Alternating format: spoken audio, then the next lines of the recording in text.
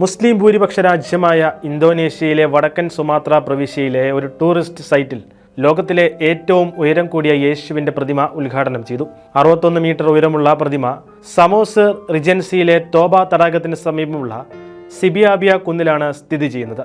ബന്ദുങ്ങിലെ Indonesian bishops conference president Antonius Subianto ബെഞ്ചമിനാണ് ഇത് ഔദ്യോഗികമായി ഉദ്ഘാടനം ചെയ്തത്. ബ്രസീലിലെ റിയോ ഡി ജനീറോയിലെ ക്രൈസ്റ്റ് ദ റിഡീമർ പ്രതിമയേക്കാൾ 20 മീറ്റർ ഉയരമെങ്കിലും ഇതിന് കൂടുതലുണ്ട്.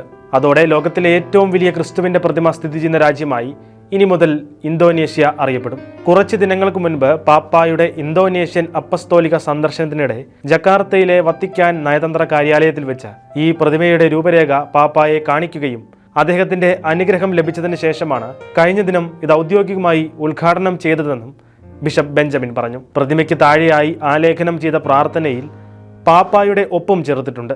ഈ പ്രതിമ ഓരോ മനുഷ്യനും ലോകത്തിന് വെളിച്ചമാകാനുള്ള ആഹ്വാനമാണ് നൽകുന്നതെന്ന് ഉദ്ഘാടന ചടങ്ങിൽ പങ്കെടുത്ത മേദൻ സിപ്പായുങ്ങിലെ കപ്പുച്ചിൻ ആർച്ച് ബിഷപ്പ് കോർണേലിയസ് പറഞ്ഞു. മേഡൻ അതിരൂപതയും സിബോർഗ രൂപതയും ഉൾപ്പെടുന്ന നോർത്ത് സുമാത്ര ഇന്തോനേഷ്യയിൽ ഉയർന്ന ക്രിസ്ത്യൻ ജനസംഖ്യയുള്ള പ്രദേശങ്ങളിലൊന്നാണ്. സെൻട്രൽ സ്റ്റാറ്റിസ്റ്റിക്സ് ഏജൻസിയുടെ കണക്കനുസരിച്ച് ഇവിടുത്തെ 15 ദശലക്ഷം ജനസംഖ്യയിൽ 1.1 ദശലക്ഷം കത്തോലിക്കരുണ്ട്.